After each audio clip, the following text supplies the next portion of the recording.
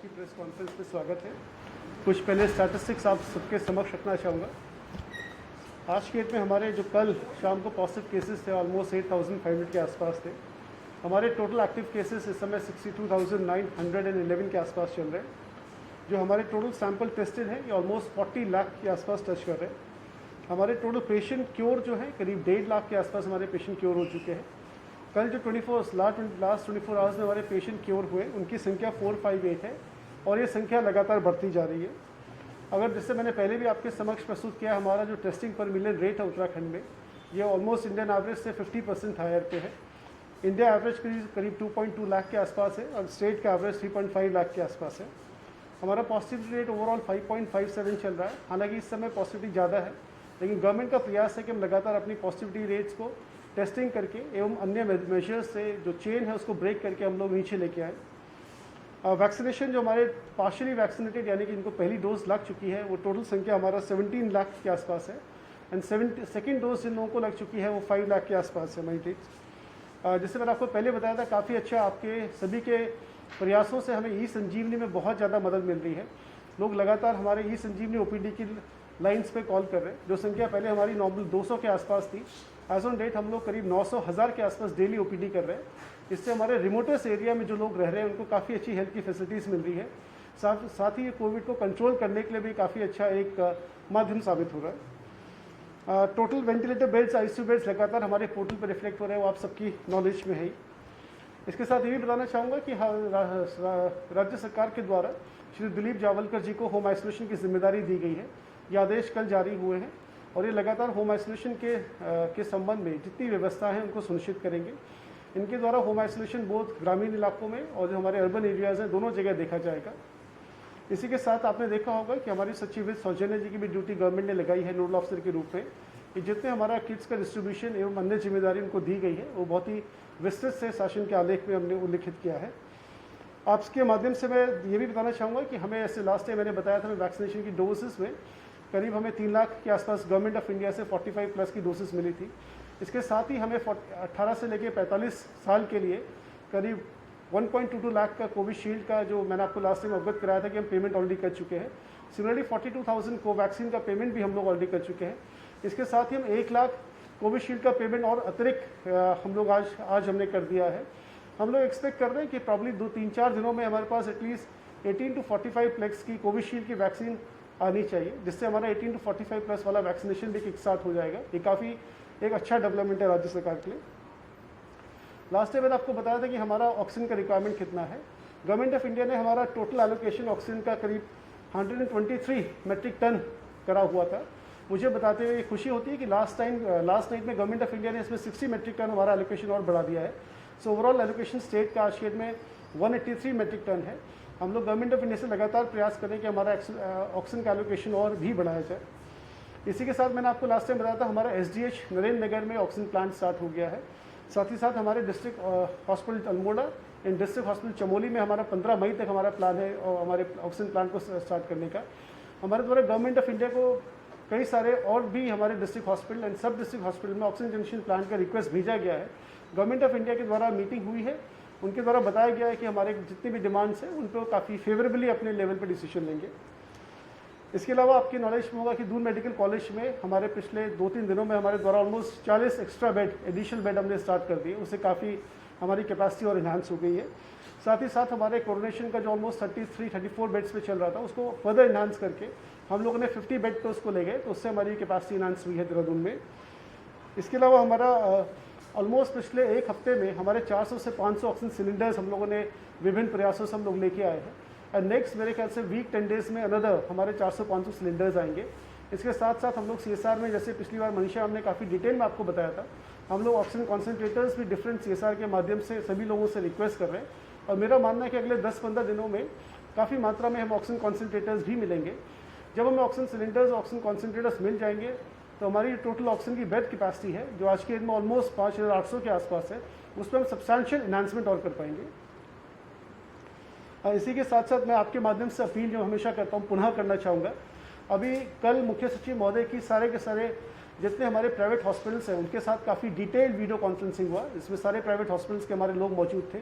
उसमें कई इंस्ट्रक्शंस उनको दिए गए हैं फर्स्ट ऑफ ऑल कहा गया कि जो रेमडेसिविर का एलोकेशन उनको मिल रहा है उसका जो शासन के द्वारा जो फॉर्मेट है उसी के अनुरूप ही उस पर यूसेज करेंगे और उसके शासन के फॉर्मेट में हमें सूचना भी उपलब्ध कराएंगे। साथ ही साथ ये भी सभी हॉस्पिटल्स को कहा गया है कि जहाँ पर अत्यधिक मात्रा में उनके पेशेंट्स की संख्या के अनुरूप ज़्यादा ऑक्सीजन यूज़ हो रही है तो उसको लगातार अपने लेवल पर ऑक्सीजन का ऑडिट करेंगे। हमारे दून एडमिनिस्ट्रेशन की टीम ने कल कुछ हॉस्पिटल्स का निरीक्षण भी किया एंड उसमें काफ़ी सख्त हिदायतें भी दी हैं। थर्ड, उनको अवगत कराया गया कि उनके द्वारा जो नोडल ऑफिसर्स हमने अपॉइंट किए हैं बेड अवेलेबिलिटी का स्टेटस अपडेट करने के लिए, वो लगातार अपना स्टेटस अपडेट करेंगे और उसमें कोई कोताही नहीं होनी चाहिए। चौथा, उनको ये भी बहुत स्ट्रिक्टली कहा गया है कि किसी प्रकार से आप ओवर चार्जिंग नहीं करेंगे। जो राज्य सरकार के रेट है, जो हमने रेट फिक्स किए थे और ये सारे के सारे रेट्स हमारे आयुष्मान भारत के अंडर एडमिसिबल है, तो उसमें किसी प्रकार की कोई ओवर चार्जिंग नहीं होनी चाहिए। ये भी डायरेक्शन दिए गए हैं कि पेशेंट को बेस्ट मैनेजमेंट मिलना चाहिए। बेस्ट मैनेजमेंट का मतलब है जो क्लिनिकल प्रोटोकॉल राज्य सरकार के द्वारा निर्धारित है, उस क्लिनिकल प्रोटोकॉल के तहत जो सबसे सीनियर मोस्ट डॉक्टर्स हैं वो लगातार पेशेंट की केयर करेंगे ताकि पेशेंट को बेस्ट केयर मिले और हमारा जो डेथ रेट हमारा कम हो सके। इसके साथ यह भी डायरेक्शन दिए गए कि जो मूलभूत सुविधाएं हमारी होती हैं, जैसे पीने का पानी है प्लस अन्य सुविधाएं जो हम चिकित्सीय सुविधाएं वहाँ पर किसी भी अस्पताल में अरेंज करते हैं, उनके संबंध में भी सारे अस्पताल पूरा लेटर इन स्पिरिट में जो डायरेक्शंस स्टेट गवर्नमेंट के हैं उनको फॉलो करेंगे। तो काफ़ी सक्सेसफुल मीटिंग रहा। उनके द्वारा भी कई सारे इश्यूज़ उठाए गए, उनके इश्यूज़ पे भी राज्य सरकार सजग है और हम लोग प्रयास कर रहे हैं कि उनके इश्यूज़ को हम लोग एड्रेस करें। अब मैं रिक्वेस्ट करूंगा हमारे आईजी मिस्टर अमित सिन्हा साहब। सर एक क्वेश्चन है आपसे।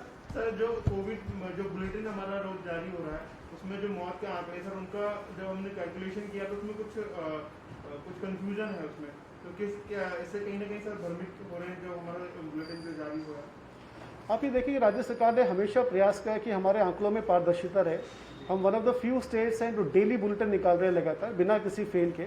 हमारा प्रयास हमेशा रहा है कि वो आंकड़े आपके समक्ष हमेशा सही रहे जो हमारी नॉलेज में है। कई सारे आंकड़े हमारे हॉस्पिटल्स के द्वारा एवं लैब्स के द्वारा अपडेट किए जाते हैं।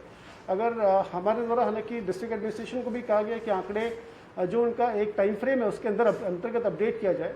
जैसे आपने देखा होगा डिस्ट्रिक्ट मजिस्ट्रेट हरिद्वार लगातार प्राइवेट लैब्स के साथ भी मीटिंग करते हैं एंड सारे प्राइवेट हॉस्पिटल के साथ भी मीटिंग करते हैं। और कल भी चीफ सेक्रेटरी साहब की जो हमारी मीटिंग थी उसमें मेजर एक बिंदु यही हमने रिक्वेस्ट किया था सारे प्राइवेट हॉस्पिटल से कि आपने डेथ्स के आंकड़े हो चाहे आपके किसी अन्य प्रकार के आंकड़े हो, लगातार उसको आप अपडेट करेंगे ताकि कोई लैग ना हो। तो हमारा प्रयास हमेशा है कि आपके समक्ष जितने हमारी नॉलेज में सही आंकड़े हमेशा रखे जाए। उनका कोई कंफर्मेशन नहीं होता सर, उनको चेक नहीं किया जाता बुलेटिन जारी करने से पहले, क्या एक बार उसको कंफर्म नहीं किया जाता है या किस तरह क्या प्रोसेस हो सकता है? जैसे मैंने आपको पहले बताया, बुलेटिन में जितना हमारे एक सर्टेन टाइम पीरियड के अंतर्गत सारे हॉस्पिटल्स अपने डेटा अपडेट करते हैं, उस डेटा के एनालिसिस के बेसिस पे ही हम लोग अपना हेल्थ का बुलेटिन डेली जारी करते हैं।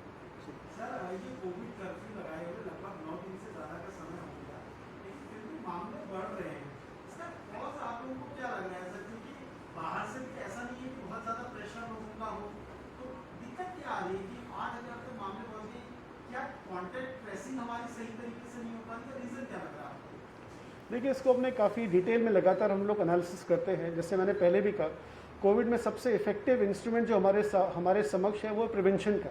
हमें किसी भी तरह से चेन को ब्रेक करना है। उस चेन को ब्रेक करने के लिए कई सारे मैकेनिज्म हैं।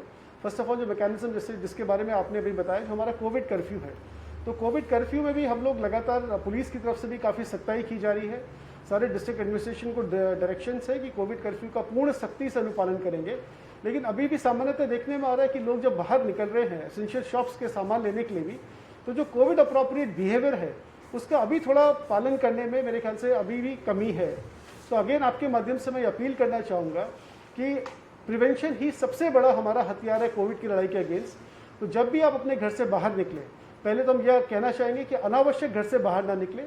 यदि कोई आवश्यक कार्य हो और आपको बाहर जाना बिल्कुल आवश्यक हो तो कोविड अप्रोप्रिएट बिहेवियर का अवश्य पालन करें।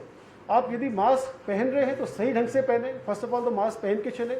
आपके संज्ञान में ये भी है कि राज्य सरकार ने मास्क न पहनने पे जो पेनल्टी है उसको भी सब्सटेंशियली इन्हांस कर दिया गया है। हमारा इन्फोर्समेंट भी हम लोग काफ़ी इस चीज़ के संबंध में कर रहे हैं। सोशल डिस्टेंसिंग का खासतौर पर हमारे जो बड़े मार्केट्स हैं जहाँ पर एसेंशियल शॉप्स की दुकानें खुली रहती हैं, यहाँ पर सोशल डिस्टेंसिंग का पूरा पालन किया जाए। यदि ये 3-4 चीज़ों का हम लोग पालन करेंगे तो चेन हमारी सब्सटेंशियली ब्रेक हो सकती है।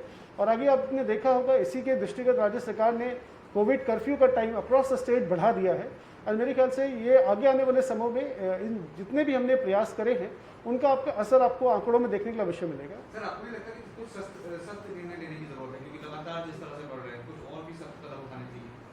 ये आपने देखा होगा कंटिन्यूसली राज्य सरकार लगातार सख्त कदम उठा रही है। जिस प्रकार से हमारे केसेस आ रहे हैं दिन प्रतिदिन हमारा जो स्टेट गवर्नमेंट का रिस्पांस है अकॉर्डिंगली स्ट्रिक्टर होता जा रहा है। पहले हमने केवल नाइट कर्फ्यू का बात किया था, फिर सेकेंडली हमने फिर मार्केट्स को पहले 4 बजे तक फिर 5 बजे तक बंद करने का हमने आदेश जारी किया। उसके बाद आज एज ऑन डेट मार्केट वो भी केवल मार्केट पूरा बंद है, केवल एसेंशियल शॉप्स खुल रही हैं। तो धीरे धीरे हम लोग स्ट्रिक्टर एक मेजर्स ले रहे हैं और जो कोविड कर्फ्यू हमारा काफ़ी स्ट्रिक्टर होता जा रहा है। पहले हमारे लोगों को यहाँ पर आवाजाही में इतनी मनाही नहीं थी, बाद में राज्य सरकार के द्वारा उसको RT-PCR कंपलसरी कर दिया गया। तो सारे मेजर्स स्टेट गवर्नमेंट ले रही है टू ब्रेक द चेन।